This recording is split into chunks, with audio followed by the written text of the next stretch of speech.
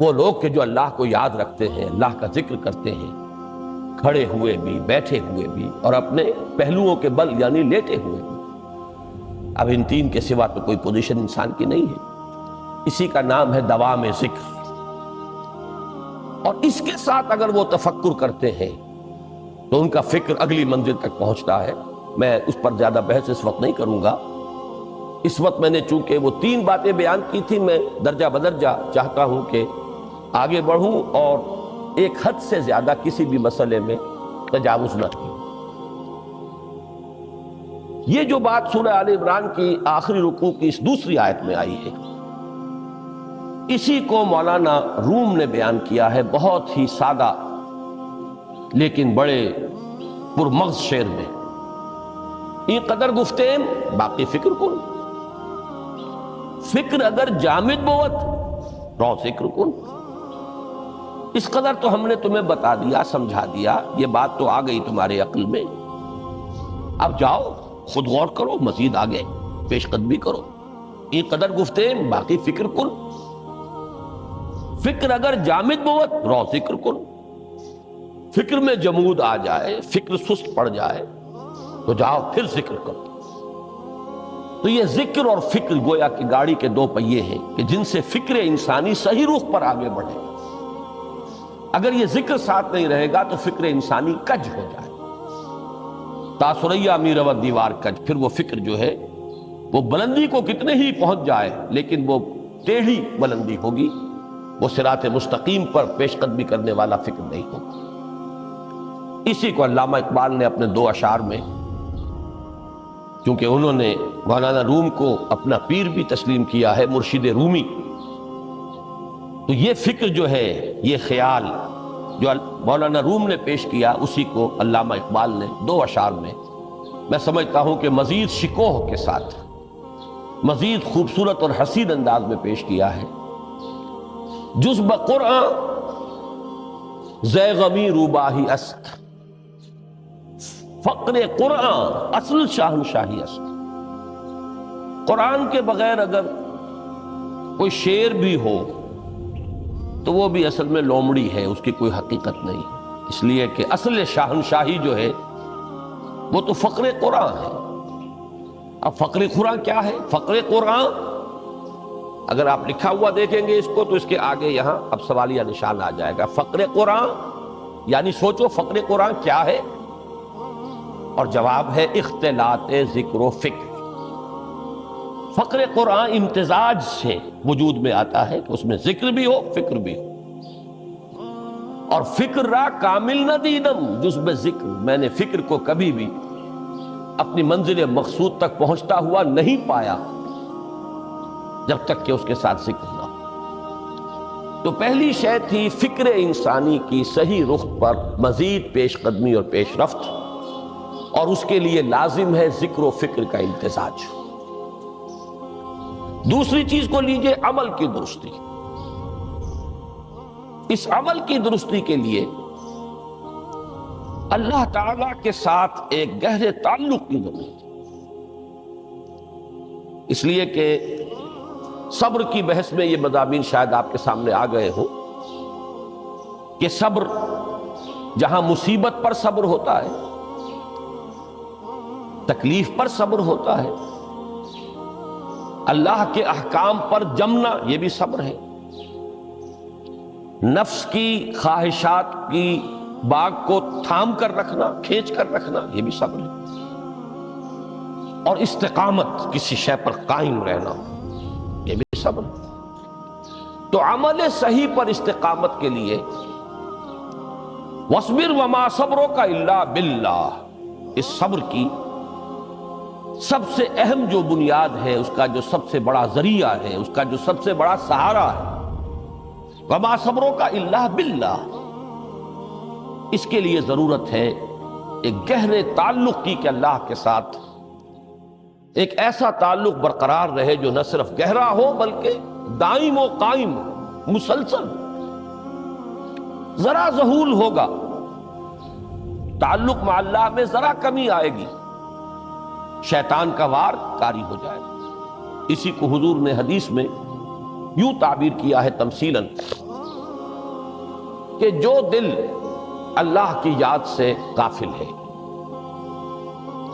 اس پر فارسی کا وہ مقولہ بھی ہے کہ خانہ خالی را دیو می گیرت، گھر خالی رہے تو جنات اس پر دیو جو ہے آ کر قبضہ جما لیتے ہیں۔ تو خانہ قلب جو ہے اگر یاد خدا بندی سے خالی ہو گیا تو شیطان ابلیس لعین اپنی تھوتنی ٹکا دیتا ہے۔ یہ لفظ آتا ہے سور کے منہ کے لیے تھوتنی، جس طرح اس کا نکلا ہوا سا منہ ہوتا ہے آگے، تو یہ لفظ استعمال کیا گیا کہ وہ اپنی تھوتنی انسان کے دل پر جما کر اور پھوکے مارنی شروع کر دیتا ہے۔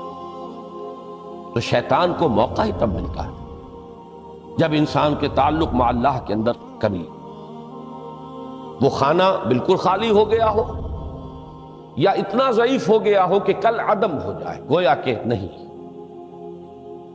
تیسری چیز کی طرف آئیے، روحانی ترقی۔ روحانی ترقی کے لیے میں ایک اصطلاح کے سامنے لا رہا ہوں، اس سے مراد کیا ہے؟ روحانی ترقی کے لیے ہماری دینی اصطلاح ہے تقرب الی اللہ، اللہ سے قریب تر ہوتے چلے جانا۔ اس پر میرا ایک کتاب بھی ہے، تقرب الی اللہ کے دو مدارج، دو درجے، جو در حقیقت ایک حدیث نبوی علیہ الصلوۃ والسلام ہی پر مبنی ہے کہ حضور نے ایک درجہ قرار دیا ہے تقرب بالفرائض، فرائض کے ذریعے سے انسان اللہ کا قرب حاصل کرے۔ ایک ہے تقرب بالنوافل، نوافل کے ذریعے سے اللہ کا قرب حاصل کرے۔ ان میں کیا نسبت و تناسب ہے، اہمیت کے اعتبار سے کون بڑھ کر ہے، بلندی کے اعتبار سے کون بڑھ کر ہے، یہ تمام مسائل میں نے اپنی اس تقریر میں بیان کیے تھے جو اس کتابچے میں شائع ہوئی ہے۔ اس وقت میں اس کی تفصیل میں نہیں جا رہا، صرف یہ تذکرہ اس لیے کر رہا ہوں کہ جن کو بھی خواہش ہو جائے وہ اس کا مطالعہ کرے۔ ہماری اس وقت کی گفتگو سے وہ کتابچہ اس جگہ پر منسلک ہوگا۔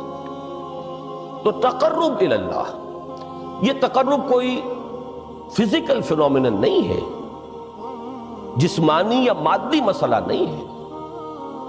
اللہ سے قرب یہ نہیں ہے کہ کوئی کروڑوں میل کا فاصلہ ہے، اب ہمیں کوئی رسی پر چڑھنا ہے اوپر بڑی محنت اور مشقت سے۔ فصل تو ہے ہی نہیں، فاصلہ ہے ہی نہیں، بعد ہے ہی نہیں۔ نحن اقرب الیہ من حبل الورید، ہم تو انسان سے اس کی شہرگ سے بھی زیادہ قریب۔ ہوا معکم اینما کنتم، وہ تو تمہارے ساتھ ہی ہوتا ہے جہاں کہیں بھی تم ہو، بس صرف یہ کہ تمہاری توجہ نہیں ہوتی، تم اور چیزوں میں مشغول و مصروف رہتے ہو، تم ہماری طرف دھیان ہی نہیں دیتے، تم ہماری طرف متوجہ ہی نہیں ہوتے۔ ہم تو مائل بے کرم ہے، کوئی سائل ہی نہیں، راہ دکھلائیں کسے رہنمے منزل ہی نہیں۔ انسان جب متوجہ ہو جاتا ہے اور بڑھتا ہے، آگے پیش قدمی کرتا ہے روحانی اعتبار سے، تو یہ ہے در حقیقت تقرب الی اللہ، اور اسی کو ہم کہیں گے روحانی ترقی۔ اب ان تین چیزوں کو اگر آپ نے ذہن میں جما لیا، پھر میری بات کی ترتیب اس کو ذہن میں قائم کیجئے۔ ہم چلے کہاں سے؟ کہ دین کے ساتھ اصل مناسبت فلسفے کی نہیں، حکمت کی۔ نمبر 2، حکمت قرآنی کا پہلا اور اہم ترین اور بنیادی مسئلہ معرفت رب کا حصول ہے۔ اس کا نتیجہ شکر خدا بندی، اس کا ذریعہ آیات آفاقی، آیات انفسی، اور سب سے بڑھ کر آیات قرآنیہ، جو الذکر ہے، جو تذکرہ ہے، جو ذکرہ ہے۔ لیکن اس پہلے مرحلے کو اگر کوئی انسان بفضل ہی تعالی، اللہ کے فضل و کرم سے طے کر لے، اب اس کے سامنے تین مسئلے، فکر کی مزید پیش رفت، مزید پیش قدمی صحیح رخ پر، اس کے لیے ذکر اور فکر دونوں کا امتزاج لازمی۔ فقر قرآن اختلاط ذکر و فکر۔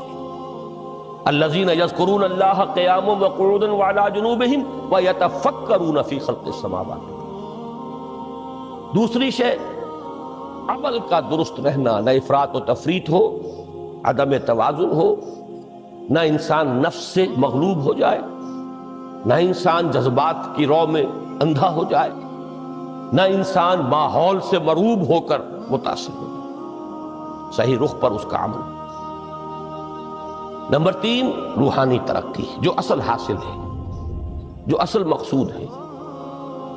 نمبر 2 چیز کے لیے تعلق مع اللہ ضروری، نمبر 3 کے لیے تقرب الی اللہ۔ اب غور کیجئے، ان تینوں چیزوں کا بڑا گہرا تعلق ہے نماز کے ساتھ۔ ان تینوں کے لیے ستون کی حیثیت نماز کو ہے۔ لہذا ایمان کے بعد یا معرفت رب کے بعد حکمت دین کا اہم ترین مسئلہ نماز، صلاۃ۔ اس لیے کہ ایک طرف یہ انسان کو اللہ کے ساتھ ایک گہرے تعلق کا ذریعہ فراہم کرتی ہے۔ اپنے تمام مصروفیات میں سے، ان مشغولیتوں میں جن میں گم ہونے کا خدشہ ہوتا ہے، نکلو۔ 24 گھنٹے کے معمولات میں سے کم 5 مرتبہ تو لازماً نکلو، اور اپنے آپ کو ذرا، اپنے حواس کو بھی، اپنی باطنی کیفیات کو بھی ذرا تازہ کرو۔ اگر کوئی گندگی، نجاست، کسی طرح کی ناپاکی کا کوئی معاملہ ہے، طہارت حاصل۔ طہارت سے تمہارے اندر روح کو بھی بالیدگی ہوگی، تمہارے حواس بھی تازہ ہوں گے، تم گویا کہ بحیثیت کل تمہاری ہستی چاق و چوبند ہو جائے گی۔ وہ کسل، وہ سستیاں، وہ جو ایک کثافتیں ہوتی ہیں، ان سب سے نجات حاصل کرو، اور اب اپنے رب کے حضور میں کھڑے ہو جاؤ۔ اس کے ساتھ اپنا عہد بھی تازہ کرو، اس کی اہم صفات کو بھی اپنے ذہن میں پھر مستحضر کرو۔ یہی وجہ ہے، دیکھیے میں نے جو آیات آپ کو شروع میں سنائی تھی، سورہ لقمان کی 2 آیتیں، پہلی آیت میں اس کا ترجمہ کر چکا، دوسری آیت وَلَقَدْ وَإِذْ قَالَ لُقْمَانُ لِابْنِهِ وَهُوَ يَعِظُهُ يَا بُنَيَّ لَا تُشْرِكْ بِاللَّهِ إِنَّ الشِّرْكَ لَظُلْمٌ عَظِيمٌ۔ اس کے بعد درمیان میں کچھ مضمون آ کر پھر وہ آیہ مبارکہ آئی، یا بنی اقیم الصلاۃ وامر بالمعروف وانہ عن المنکر واصبر علی ما اصابک۔ گویا کہ اہم ترین چیز، بنیادی ترین چیز، اللہ کو محض پہچان لینا کافی نہیں ہے، یاد رکھنا ضروری ہے۔ اللہ یاد رہے گا تو فکر صحیح آگے بڑھے گا، اللہ یاد رہے گا اور اس کے ساتھ ایک گہرا تعلق جو ہے برقرار رہے گا تو عمل درست رہے گا۔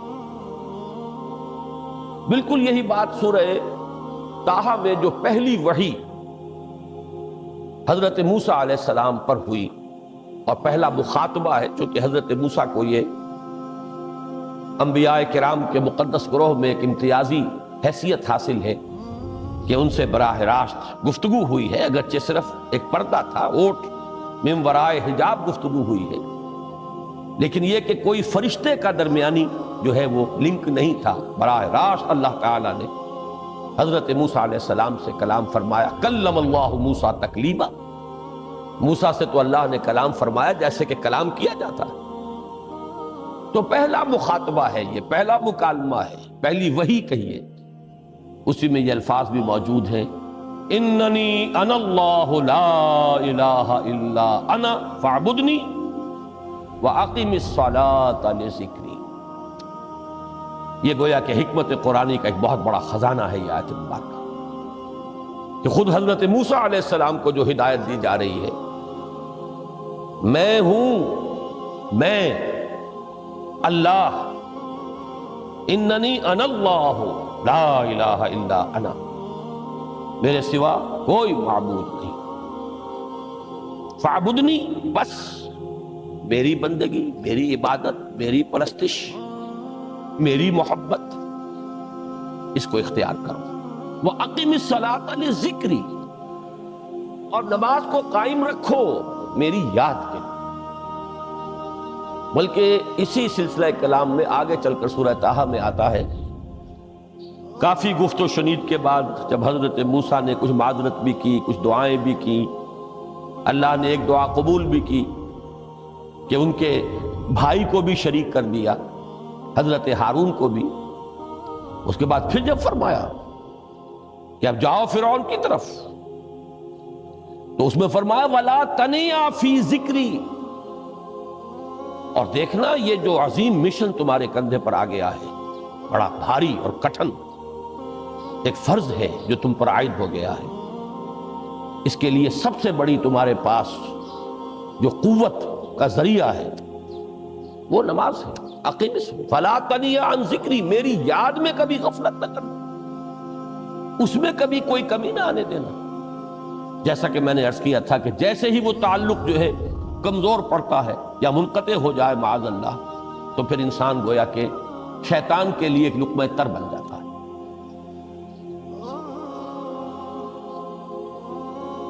اب آپ غور کیجئے، تیسری شے تقرب الی اللہ، اس کے حوالے سے بھی جو فرائض اور نوافل کی بات ہے اس کو اس وقت ذہن سے نکال کر یہ سمجھیے کہ اس میں نماز کا کیا مقام ہے، اس لیے کہ نماز فرض بھی ہے، نماز نفل بھی ہے، وہ تو ان دونوں میں شریک ہو جائے۔ اب اس کو لفظ صلاۃ کے حوالے سے آپ ان دونوں چیزوں کو سمجھیے۔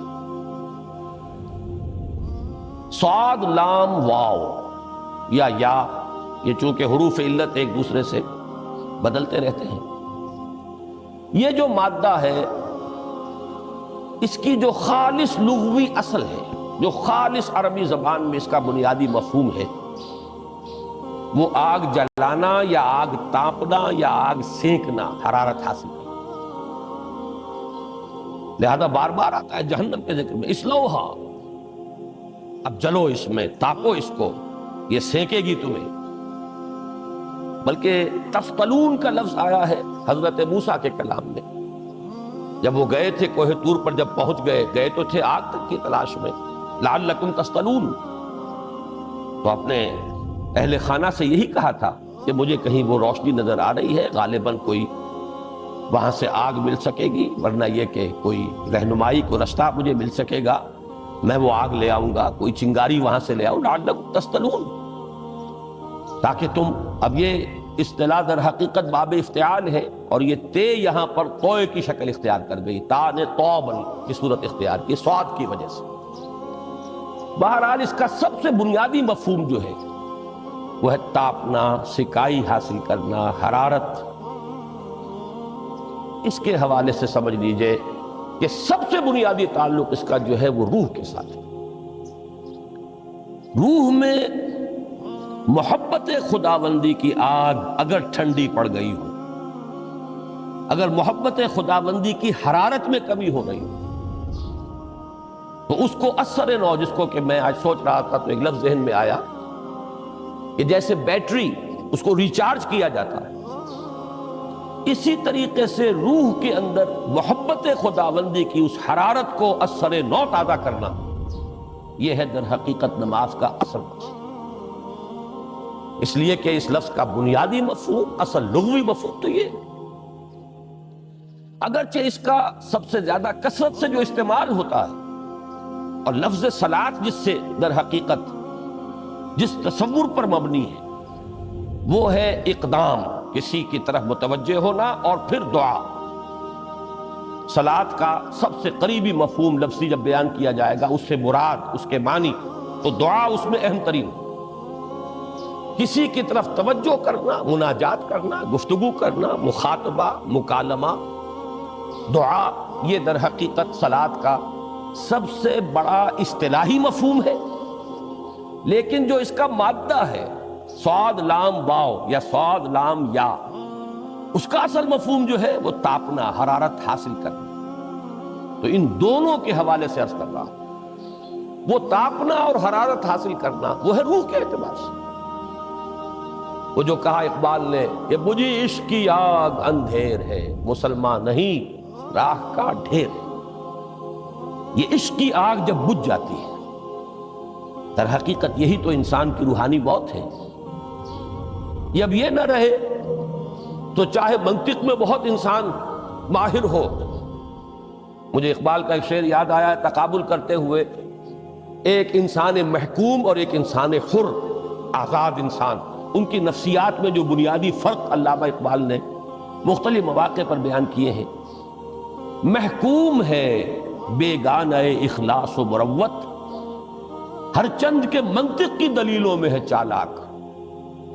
تو منطق کی دلیلوں میں انسان چالاک ہو جائے اور وہ لغت ہائے حجازی کا وہ ایک خزانہ بن جائے، اسے تمام الفاظ کے معنی یاد ہو، وہ بڑے مسائل فقہ کے اسے ازبر ہو، جزیات بے انتہا جزیات جو ہیں وہ مستحضر ہو، فلسفے کے بڑے بڑے مسئلے اس نے حل کر لیے ہوں، لیکن اگر روح میں وہ اللہ کی محبت کی آگ نہیں ہے، وہ تپش نہیں، بجھی عشق کی آگ اندھیر ہے مسلمان نہیں راکھ کا ڈھیر۔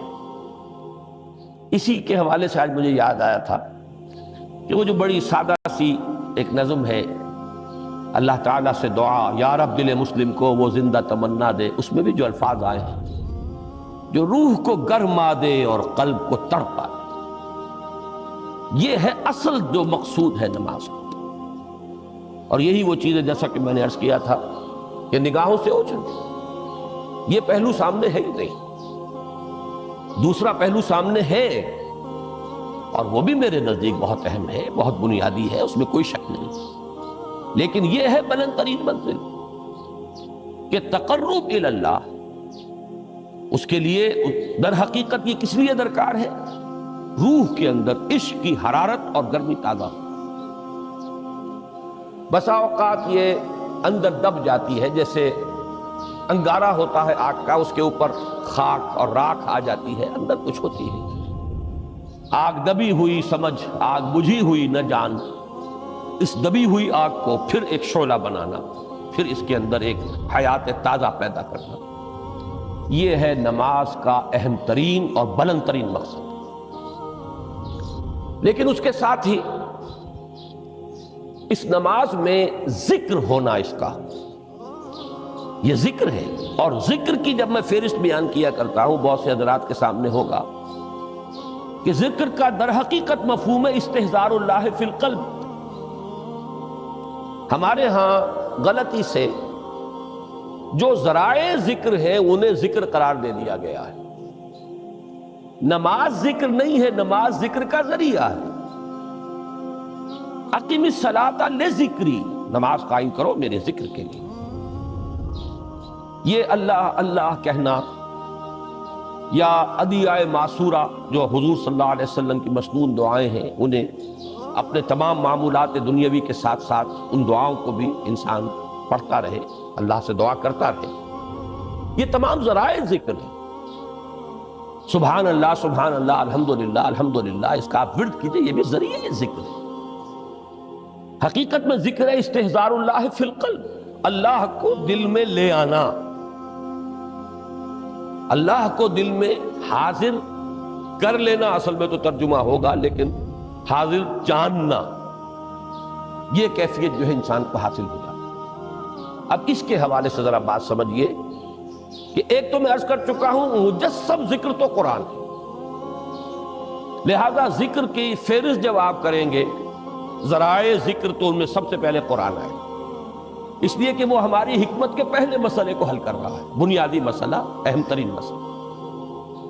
دوسرے نمبر پر ذکر جو ہے، اب اس کے لیے کچھ اصطلاحات جو میرے مختلف دروس میں شاید آپ کے سامنے بعد میں آئیں یا پہلی آ چکی ہوں، ان کے حوالے سے میری بات سمجھیے۔ ایک ذکر غیابی ہے، تھرڈ پرسن میں، صیغہ غائب میں اللہ کی یاد کرنا، اللہ اکبر اللہ اکبر اللہ اکبر۔ ابھی اللہ اکبر جو ہے یہ جملہ اسمیہ خبریہ ہے، ایک حقیقت کی تکرار آپ کر رہے ہیں، اللہ سب سے بڑا ہے، اللہ سب سے بڑا ہے، سبحان اللہ سبحان اللہ سبحان اللہ۔ یہ در حقیقت ذکر غیابی ہے کہ آپ اس میں مخاطب نہیں ہے اللہ سے، ایک ذکر خطابی کہیں یا ذکر حضوری کہیں، جس میں مکالمہ ہوتا، جس میں گفتگو ہوتی۔ تو نماز در حقیقت ذکر حضوری اور ذکر خطابی کی بلند ترین شکل.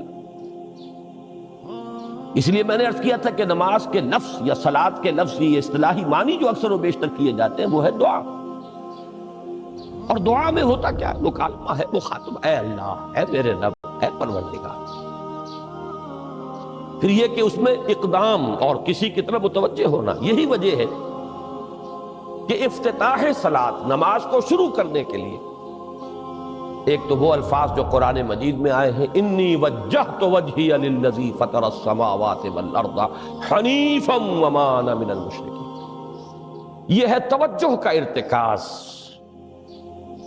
بشرطے کہ یہ صرف الفاظ ہی نہ نکل رہے ہوں، واقعتاً یہ تعبیر ہو اس وقت کی انسان کی نفسیاتی کیفیت کی، کہ شعوری طور پر وہ فیصلہ کرتا ہے کہ اب میں منقطع ہو رہا ہوں، ہر چہار طرف سے اپنی توجہ کو ہٹا کر، ہر مسئلے سے اپنے آپ کو خالی و ذہن کر کے، یعنی ظاہری اور باطنی دونوں اعتبار سے میں اپنی توجہ کا ارتکاز کر رہا ہوں اس ذات کی طرف جس نے آسمانوں اور زمین کو پیدا کیا، اور بالکل یکسو ہو کر رہا ہوں. انی وجہت وجہی للذی فطر السماوات والارض حنیفا وما انا من المشرکین. اور دوسری وہ جو دعا جس سے ہم افتتاح کرتے ہیں اپنی نماز کا، دیکھیں اس میں خطاب کا کس قدر اہتمام. وہاں سبحان اللہ نہیں ہے، سبحانک اللہم، پاک ہے تو اے رب ہمارے، وبحمدک وتبارک اسمک وتعالی جدک. اور کر رہے ہیں، یہ ہے تخاطب، براہ راست مخاطب ہونا. یہ گویا کہ لب لباب میں آپ کے سامنے عرض کر رہا ہوں علامہ اقبال کے خطبے کا، دی میننگ آف پریئر ان اسلام. خطبات جو ہیں ان کے مشہور، ان میں غالباً یہ تیسرا یا چوتھا لیکچر ہے، کہ اس میں تصور یہ دیا گیا ہے کہ دو ہی انائیں ہیں. ایک انائے کبیر، اننی انا اللہ لا الہ الا انا، یہ وہ انائے کبیر ہے، انائے مطلق ہے، میں، بہت بڑی میں، جس کو کہ علامہ اقبال نے کہا دی بگ آئی ایم. یہ بگ آئی ایم جو ہے وہ سورہ طٰہٰ کی اس آیت میں ہے، اور میرے علم کی حد تک کوئی اور مقام نہیں ہے جس میں اس قدر جلال ہو. اللہ نے اس طور سے اپنی انانیت کبریٰ اور انانیت مطلقہ کا اظہار اس بلند آہنگ کے ساتھ کیا ہو، اننی انا اللہ لا الہ الا انا. وہ انائے کبیر اور یہ انائے صغیر، یہ انائے محدود، یہ چھوٹی سی ایک انا ہے میں. یہ میں ہوں. آپ جب کہتے ہیں میں، بڑی محدود سی ایک انا، دی فائنائٹ ایگو، انائے محدود اور انفائنائٹ ایگو. اور صلاۃ اصل میں کیا ہے؟ اس چھوٹی انا کا بڑی انا کے سامنے آ کر، روبرو ہو کر، وہ جو کبھی ٹیلی ویژن کا ایک پروگرام ہوا کرتا تھا، روبرو ہو کر خطاب. ایک ہے وہ صیغہ غائب میں تکرار، سبحان اللہ، سبحان، وہ بھی بہت اہم ہے، اس کا اپنی جگہ پر فائدہ ہے، لیکن ہر شے کے درجے ہیں. اگر حفظ مراتب نہ کنی زندگی، اگر آپ ان کے درجوں کا علیحدہ علیحدہ لحاظ نہیں کریں گے تو غلط رخ پر پڑ جائیں گے. تو یہ جو دو ذکر خطابی یا ذکر حضوری ہے، نماز اصل میں اس کی بلند ترین شکل ہے. یہی وجہ ہے کہ سبحانک اللہم وبحمدک وتبارک اسمک وتعالی جدک ولا الہ غیرک. اس کا کی جس قدر تکرار یہاں پر ہے، آپ نے غور کیا، اس میں خطاب ہے. یا پھر یہ کہ یہ کا کی اس طرح کی تکرار آپ کو دعائے قنوت میں ملے گی. اللہم انا نستعینک ونستغفرک ونؤمن بک ونتوکل علیک ونثنی علیک الخیر ونشکرک ولا نکفرک. اب یہ جو ہے یہ در حقیقت خطاب کا اندازہ ہے کہ براہ راست گفتگو ہوگی. تو سب سے پہلی بات تو یہ ہوئی کہ ذکر کی ایک شکل ہے ذکر غیابی، دوسری ذکر حضوری، اور ذکر حضوری یا ذکر خطابی کی بلند ترین منزل، بلند ترین اس کا ذریعہ نماز. اس کو ایک پہلو سے اور سمجھ لیجئے سورہ فاتحہ جب پھر ہم پڑھتے ہیں جسے الصلاۃ کہا گیا ہے، جو لب لباب ہے، خلاصہ ہے، اس میں پھر تدریجاً غیاب سے حضور کی طرف پیش قدمی ہوتی ہے۔ الحمدللہ رب العالمین الرحمن الرحیم مالک یوم الدین، یہ ذکر غیابی ہے، اس میں ابھی خطاب نہیں آیا،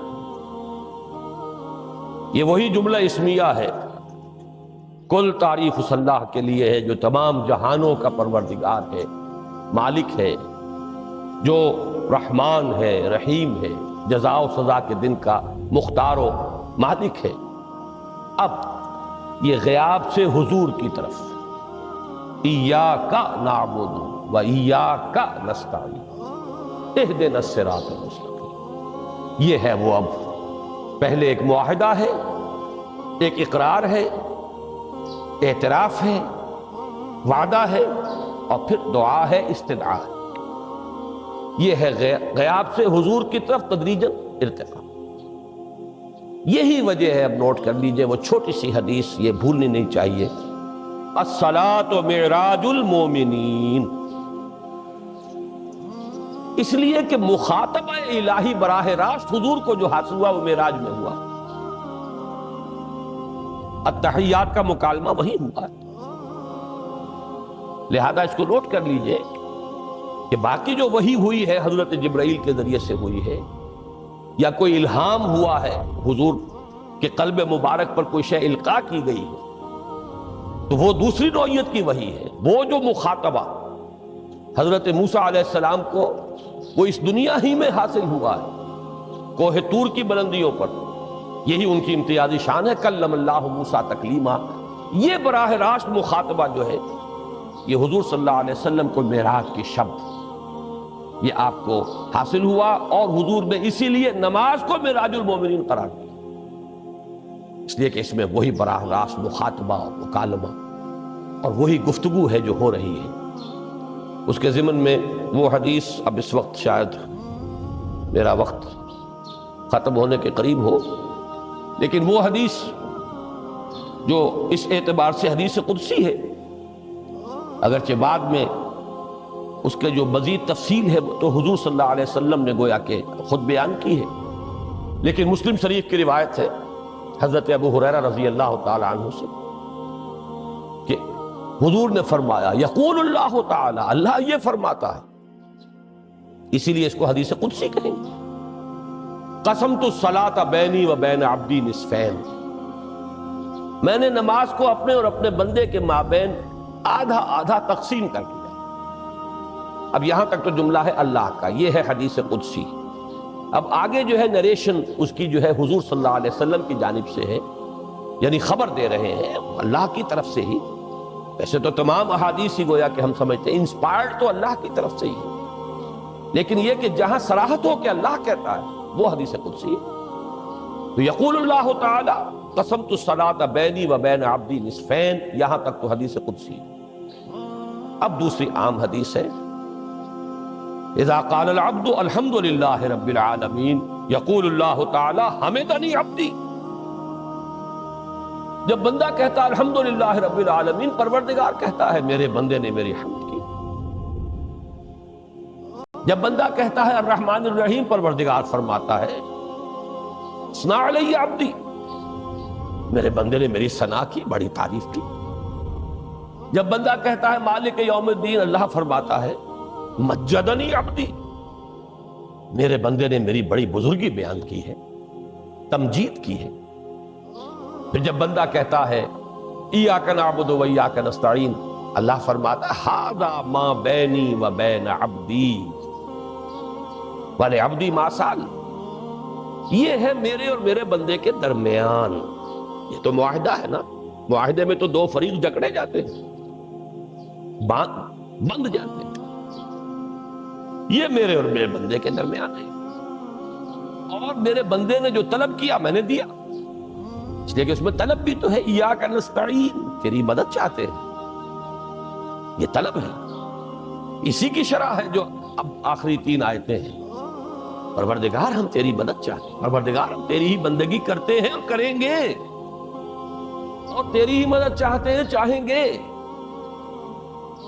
اگر حال میں اس کا ترجمہ کریں گے زمانہ حال کے اعتبار سے، اس لیے کہ فعل مضارع میں تو دونوں موجود ہیں، شامل ہیں۔ تو یہ ایک اعتراف ہے، اظہار حال ہے۔ اللہ کرے کہ وہ واقعتاً صحیح اظہار حال ہو، ہم واقعی اللہ کی بندگی کرتے ہوئے یہ کہیں کہ ایاک نعبد، ورنہ اگر ہماری اصل صورتحال سے وہ مطابقت نہ رکھتا ہو تو پھر تو ایک طرح کا جھوٹ ہو جائے گا، غلط بیانی ہو جائے گا۔ ایاک نعبد، تیری ہی بندگی کرتے ہیں، اور مستقبل میں کیجئے، کریں گے، یہ ہے عہد۔ تیری ہی مدد چاہتے ہیں، تجھی سے مدد طلب کرتے ہیں، تجھی سے مدد چاہتے رہیں گے۔ اس کے لیے فرمایا وَلِعَبْدِ مَا سَأَلَ، اور پھر اس کے بعد وہ استدعا ہے، اهدنا الصراط المستقیم صراط الذین انعمت علیہم غیر المغضوب علیہم ولا الضالین۔ اس حدیث میں اس کو ایک ہی جملے کو لیا گیا ہے، ایک ہی جملے کی حیثیت سے۔ جب بندہ یہ کہتا ہے تو اللہ فرماتا ہے ھذا لعبدی ولعبدی ما سأل، یہ خالص میرے بندے کے لیے ہے۔ اس بندے نے ایک درخواست پیش کی ہے اور میں نے گرانٹ کی، وہ اپلیکیشن، وہ ریکویسٹ گرانٹڈ، ہم نے دے دی۔ ولعبدی ما سأل، یہ ہے اس کی تاثیر کا عالم، بشرطے کے معاملہ وہ شعور کے ساتھ، بشرطے کے مطابقت ہو ظاہر اور باطن کی، بشرطے کے مطابقت ہو قول اور فعل کی، تو اس کا اتنا اونچا مقام ہے کہ ایک ایک جملہ ادھر ادا ہوا، ادھر اللہ کی طرف سے رسپانس مل رہی ہے۔ افلاک سے آتا ہے نالوں کا جواب آخر، اٹھتے ہیں حجاب آخر، کرتے ہیں خطاب آخر۔ یہ خطاب ہے، مخاطبہ ہے، مکالمہ ہے، یہ ہے اصل نماز۔ اسی لیے اسی کو کہا گیا نماز۔ البتہ اب اس سے آگے بڑھیے، ذکر کی ایک اور شکل بھی ہے، اور وہ ذکر عملی ہے۔ ایک تو ہم نے کہا اللہ اکبر، اللہ بہت بڑا ہے، سب سے بڑا ہے، یہ جیسا کہ میں نے عرض کیا ایک اعتبار سے تو ذکر غیابی ہو گیا۔ دوسرے یہ کہ یہ ایک فکری لسانی ذکر ہے، ہم نے کہہ دیا۔ ایک ہے اسی کے ساتھ ایک عملی ڈیمانسٹریشن، جب یہ کہتا ہوا انسان سیدھا سجدے میں گرتا ہے تو در حقیقت یہ اس اللہ اکبر کی تعمیل ہو۔ لہذا نماز میں جہاں ذکر غیابی بھی ہے، سورہ فاتحہ کی پہلی 3 آیات، جہاں الذکر کا حصہ بھی ہے، کچھ نہ کچھ قرآن آپ پڑھیں گے اس میں، پھر یہ کہ ذکر حضوری اور ذکر خطابی بھی ہے کہ آپ نے اللہ سے عہد و پیمان کیا، قول و قرار کیا، استدعا کی۔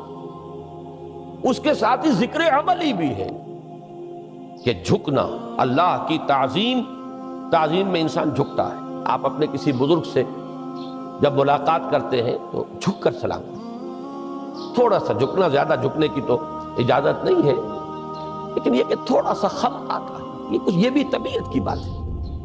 میں سمجھتا ہوں فطرت میں جیسے شکر ہے، ویسے ہی اس قدر تعظیم تو فطرت انسانی میں موجود ہے۔ آپ استاد کے سامنے آئیں گے، تھوڑا سا خم کھائیں، آپ اپنے کسی بڑے بزرگ رشتہ دار کے سے ملیں گے تو تھوڑا سا خم لا محالہ ہو جائے۔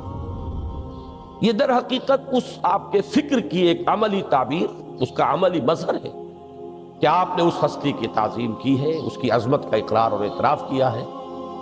یہی تعظیم ہے اللہ تعالیٰ کی کہ جس میں پہلا درجہ ہے رکوع، جھکے آپ، اللہ اکبر کہہ کر جھکے، اور اس کے بعد پھر اس کا جو آخری درجہ ہو سکتا ہے وہ سجدہ ہے، جس میں کہ انسان نے جب اپنی پیشانی زمین پر ٹکا دی تو گویا کہ اس نے اپنی انانیت سے، اگر یہ شعور کے ساتھ ہوا ہو تب میں بات کہہ رہا ہوں، تو گویا کہ اس نے اپنی انانیت سے کامل دستبرداری اختیار کر کے اور اپنے آپ کو اپنے رب کے قدموں میں ڈال دیا۔ یہی وجہ ہے کہ حضور نے اس کو تعبیر فرمایا ہے کہ جب سجدہ کرو تو یوں محسوس کرو کہ تم نے اپنا سر اپنے رب کے قدموں میں رکھ دیا۔ یہ کیفیت ہونی چاہیے۔ اور چونکہ میں نے ابھی عرض کیا کہ یہ در حقیقت انسان کی انانیت، میں، میری مرضی، میری خواہش، میری پسند، میری عقل، میری منطق، میرا چوائس، میرا اختیار، یہ سب چیزیں ہی تو در حقیقت جو ہمارے اندر ایک مضمر ہے شیطنت، اس شیطنت کا مظہر یہی تو ہے۔ جب اس کو انسان اپنے ہاتھوں اپنے رب کے قدموں میں رکھ دیتا ہے تو در حقیقت اسی لیے اس کو تعبیر کیا گیا کہ اقرب ما یکون العبد الی ربہ فی السجود،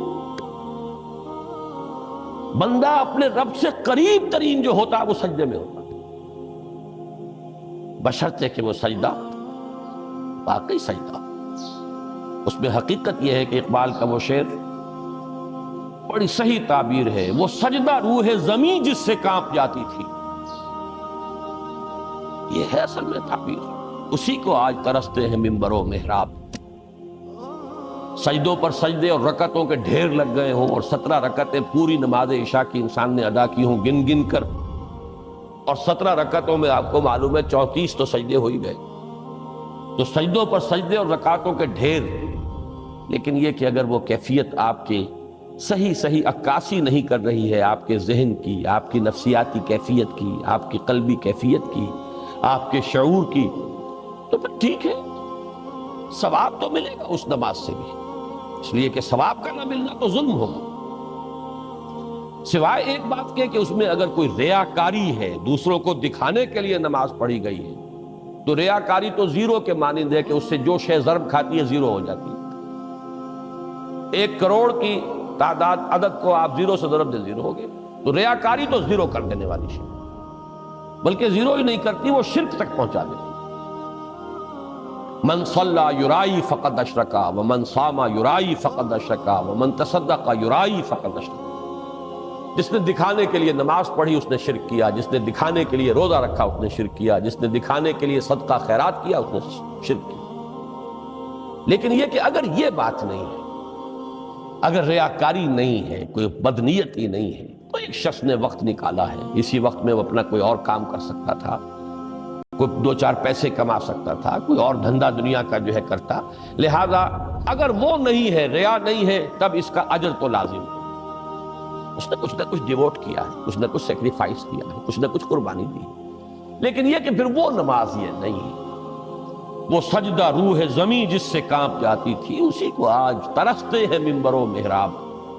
وہ سجدہ واقعتاً انسان اشرف المخلوقات وہ جب اپنے اس گہرے شعور اور احساس کے ساتھ سر بسجود ہوتا ہے تو یہ ہے اقرب ما یکون العبد الی اللہ فی السجود، قریب ترین جو بندہ ہوتا ہے اللہ سے وہ سجدے کی حالت میں۔ یہ میں نے 3 چیزوں کے حوالے سے اب آپ کے سامنے باتیں رکھی ہیں کہ پہلی منزل معرفت رب کا حصول، اللہ پر ایمان اور شکر خداوندی، اس کی لذت کا حاصل ہو جانا۔